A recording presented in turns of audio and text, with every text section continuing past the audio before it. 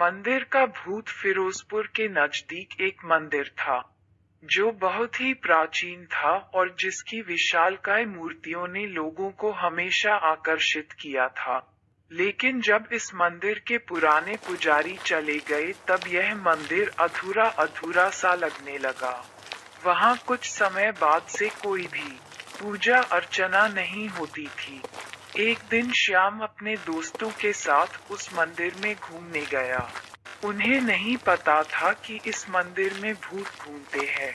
श्याम, ये आवाज कैसे आ रही है? मुझे डर लग रहा है। मुझे क्या पता, मुझे तो खुद डर लग रहा है।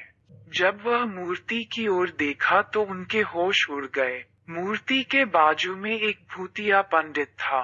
क्या हुआ? मुझे देखकर डर गए? मुझसे डरो मत। अरे, वह लगता है अच्छा भूत है, पंडित है ना, इसीलिए। मैं तुम्हें आसान मौत दूंगा, तुम्हारी गर्दन मरोड़ के फ्राई करके खाऊंगा। लेकिन तुम तो पंडित हो ना।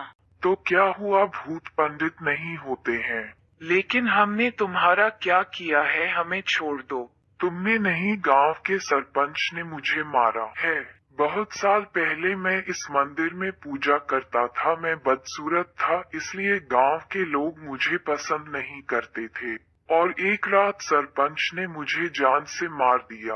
आखिर मेरी क्या गलती थी? इसलिए मेरी आत्मा यहाँ पर भटक रही है जब तक मैं बदला ना ले लूं। मैं तुम्हें इंसाफ दिलाऊंगा। मैं सरपंच को इस मंदिर में लेकर आऊंगा। फिर शाम और उसके दोस्त मिलकर सरपंच को मंदिर पर लेकर आते हैं। बेटा, तुम मुझे यहाँ क्यों लेकर आए? यह मंदिर तो बहुत साल पहले ही बंद हो गया है और यहाँ पर भूत रहते हैं। इस सरपंच ने मुझे मारा था। आखिर मेरी गलती क्या थी? आज मैं इस सरपंच को जान से मार दूंगा। नहीं नहीं, मुझे माफ कर दो, मुझसे बहुत बड़ी गलती हो गई।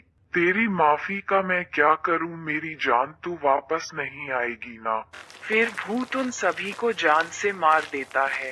पंडित को शांति मिल जाती है और अब मंदिर में पूजा होने लगता है। सीख, किसी को उसके चेहरे से नहीं बल्कि उसके गुण और इलाहाबाद गांव में 3 भाई रहा करते थे। बड़े भाई का नाम रमेश, मंझले भाई का विकास और सबसे छोटे भाई का नाम सचिन है। जब तीनों भाई छोटे थे तब उनके माता पिता का निधन हो गया था। छोटा भाई भोला होने के कारण दोनों भाई घर का पूरा काम उसे करते थे, जैसे खाना बनना, कपड़े धोना, बाजार से सब्जी और खेत में काम करना। सचिन, जल्दी जल्दी काम कर, कोई काम बराबर नहीं करता है। जा बाजार से सब्जी लेकर आ। विकास, हमें तो अच्छा नौकर मिल गया है, नहीं कोई पैसे देना है। सही कहा रमेश भैया, इस बेवकूफ से जिंदगी भर काम करते रहेंगे। पता नहीं इतना काम करने के बाद भी भैया खुश नहीं रहते हैं। वहाँ क्या गुलाब जामुन की खुशबू आ रही है? भैया के लिए लेकर चलता हूँ, भैया खुश हो जाएंगे। काका, गुलाब जामुन कैसे दिए हैं? बेटा, 20 रुपए के 4 गुलाब जामुन है। काका, 20 रुपए के गुलाब जामुन दे दो। ठीक है बेटा, ये लो गुलाब जामुन। आज तो भैया खुश हो जाएंगे। बेटा, कुछ खाने को दे दो। 3 दिन से कुछ नहीं खाया है, अगर खाने को नहीं मिला तो मर जाऊंगा।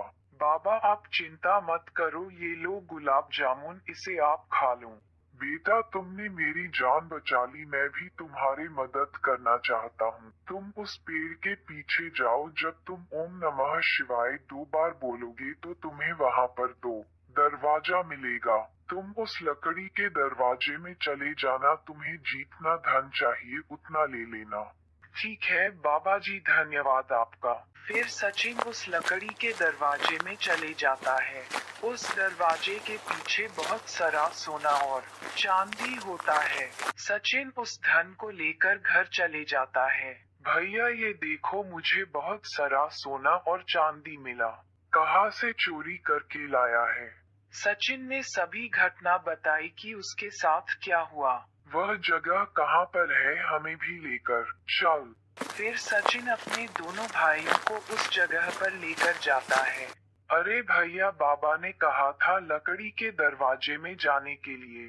तू बेवकूफ है। लकड़ी के दरवाजे में जब सोना और चांदी था तो सोने के दरवाजे में क्या क्या होगा। ये बोलकर रमेश और विकास दोनों उस सोने के दरवाजे में चले जाते हैं। उस दरवाजे में बहुत सारे सांप थे। कुछ ही देर में सांप के काटने से रमेश और विकास की मौत हो जाती है। दोनों का शरीर दरवाजे से बाहर आ जाता है और दरवाजा गायब हो जाता है।